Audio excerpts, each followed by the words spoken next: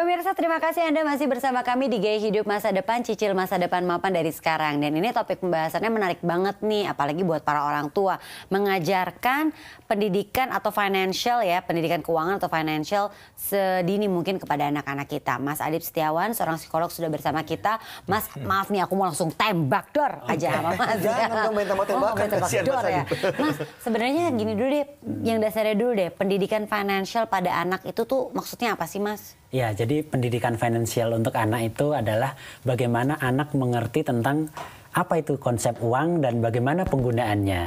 Seperti itu. Karena seringkali anak-anak sekarang itu kan taunya uang itu untuk jajan. Tentunya sangat penting mengajarkan uang terhadap anak. Seperti itu. Dan mulai dari usia berapa nih yang mulai pantas untuk mereka kita ajarkan untuk soal financial ini? Maksudnya di saat mereka juga sudah mulai mengerti kah atau gimana nih? Nah, jadi mengajarkan konsep uang itu sejak dini, yaitu usia 2 tahun. Oh gitu? Nah, jadi 2 tahun itu kan anak mulai berlatih tentang motorik halusnya tuh. Bagaimana anak berlatih mewarnai misalnya. Nah, bagaimana memasukkan uang receh ke dalam celengan misalnya. Nah, itu melatih motorik anak.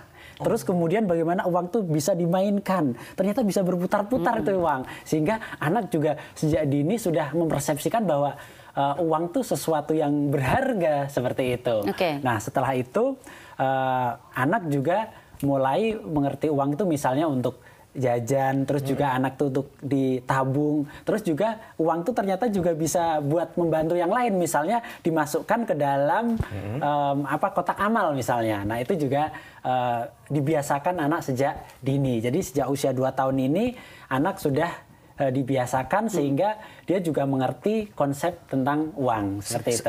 Sebentar. Saya mau nanya dulu nih, yang diajarin tuh sebenarnya sejauh mana sih Mas? Apakah sampai kurs dolar sekarang? Ya nggak tahu. Apakah ya, pakai IHSG juga diajarkan kepada mereka? Sampai sejauh mana sih sebenarnya? Apa aja yang diajarin konsep uang? Ya, tentunya kan sesuai dengan perkembangan kognitif anak ya, sesuai dengan tingkatannya gitu. Artinya anak-anak usia 2 sampai 5 tahun ini kan biasanya dia belajar hal-hal yang konkret. Nah, artinya dia mengenal uang, misalnya ini Rp500, ini Rp1.000 misalnya. Ya. Ini uang ini 5.000. Nominalnya dulu nominalnya dulu, betul. Jadi setelah itu tentunya anak juga bisa belajar misalnya membeli sesuatu, dia mendapatkan apa misalnya. Terus juga bisa juga uang dimasukkan ke tabungan, atau ketika dia menginginkan mainan yang kira-kira harganya mahal, sejak dini anak diajarkan dulu menabung gitu. Ketika dia pengen bermain mainan yang mahal misalnya yang harganya 700.000, coba deh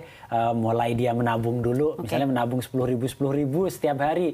Baru kemudian anak setelah uangnya itu berkumpul, baru kemudian dibuka bersama, kemudian dihitung bersama, baru ke toko mainan bersama orang tuanya. Sehingga anak juga menghargai itu mainan, dan mainan juga tidak dirusak. Karena selama ini kalau anak minta ini nangis dibeliin, minta ini nangis dibeliin, akhirnya dia mainannya itu nggak dihargai, kadang marah dikit banting, dibanting, rusak gitu. Nah, tapi Mas, gimana caranya nih kita mengajarkan anak-anak untuk tetap pada nilai-nilai luhur, nilai-nilai soal kasih sayang, berbagi, itu gimana tuh Mas caranya? Iya betul, jadi selain anak dari usia 2 tahun tadi diajarkan tentang menabung, arti pentingnya uang, anak juga memang dilatih tentang keterampilan social skill gitu ya.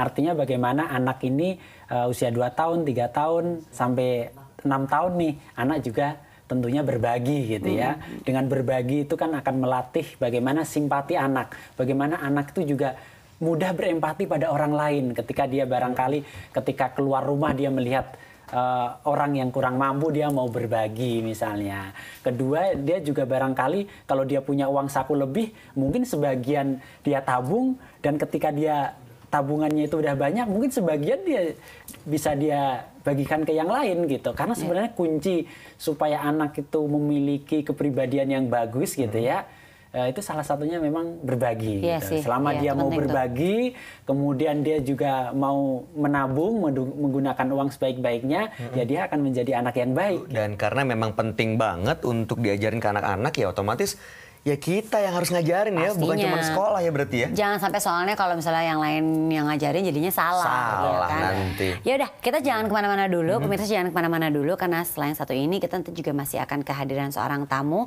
yang akan membuat kita semakin paham tentang pentingnya kita mengajarkan pendidikan financial bagi anak-anak kita. Jangan kemana-mana, tetap di Gaya Hidup Masa Depan, cicil masa depan mapan dari sekarang.